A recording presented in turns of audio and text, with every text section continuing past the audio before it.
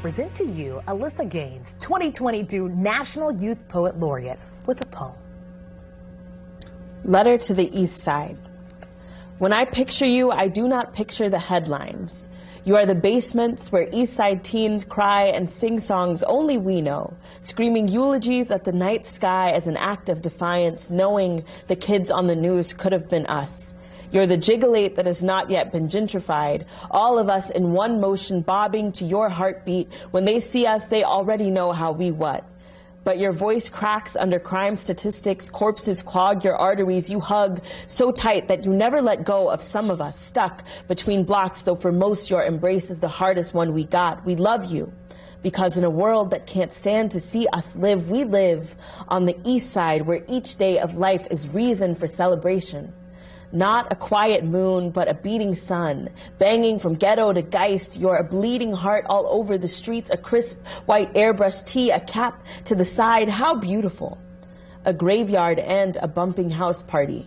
Your skin, your sacred sidewalks. People die on the East Side, but oh, how we live here too.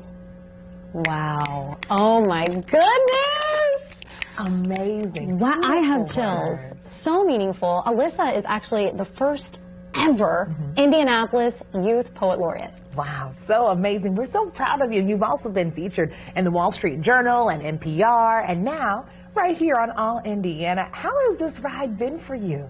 It's been amazing. It's super rewarding to be able to do so much civic engagement and advocacy through a medium like poetry that I learned at such a young age and that I love so much. I love that. How has the reaction been? Most people now, after Amanda Gorman's performance at the inauguration, have kind of a frame of reference for what Youth Poet Laureate does, what that entails. And so everyone's been super, super excited, especially here in Indianapolis. Oh, absolutely. You know what I really love about your work is that people can see themselves in it. I mean, there were certain bits and pieces I was like, yep, we know what Geist is. We know what the East Side is, especially here. I mean, we report on the East Side all the time, but the picture that you just painted for us was so beautiful and it was so heartfelt. Why do you give your words so much power to things that we get a chance to see here all the time in Indianapolis? Yeah, I think I'm so proud to be from Indianapolis, and I'm so proud of all the people who raised me here, all of the communities that I've been a part of, whether it's theater or Little League sports, and all the lessons that I've learned. And I think in my poetry, it's super important for me to try to grant this perspective to other people who may not have it. So then when I do want to do the work about gun violence, about educational equity, I have these examples and these vignettes that kind of show where I'm coming from to other people. Amazing work. And you are performing tomorrow night at the Children's Museum. Can you tell us, a little bit about what you'll be talking about, what some of those pieces?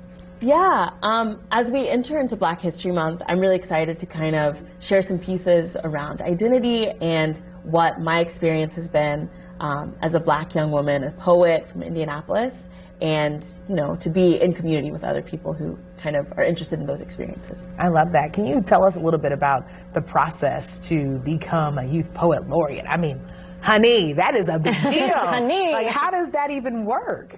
Yeah, so I started writing when I was really young. I did slams, I did workshops, and so when the Indianapolis Youth Poet Laureate program was created, I was super excited. I was kind of tuned in, and I applied for that local laureateship.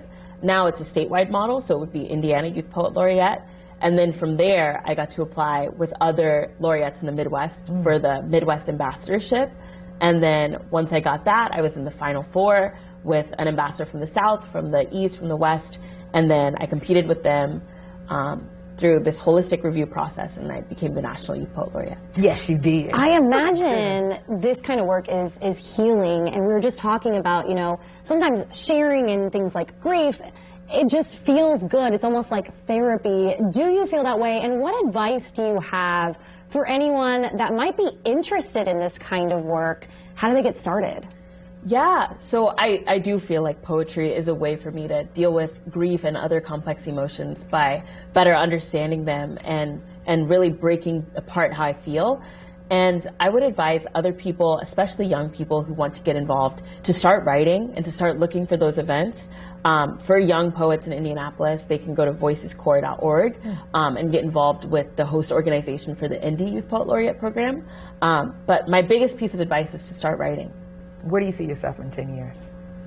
Now, I would see myself doing poetry, which I never thought could be a possible career path for me, but hopefully I'll still be writing and doing the same advocacy work, civic engagement work that I get to do now. Well, we're inspired by you. It's happening. It is. You've spoken into the universe. You've already done the good work. Alyssa Gaines appearing tomorrow at the Children's Museum of Indianapolis from 4 to 8 p.m. performing some poetic pieces. Call the museum to get tickets in advance because space is limited. Alyssa, thank you so much. It's been an honor listening to your talents. I'm so excited for you and to see what you accomplish in the future. She was here first. Right.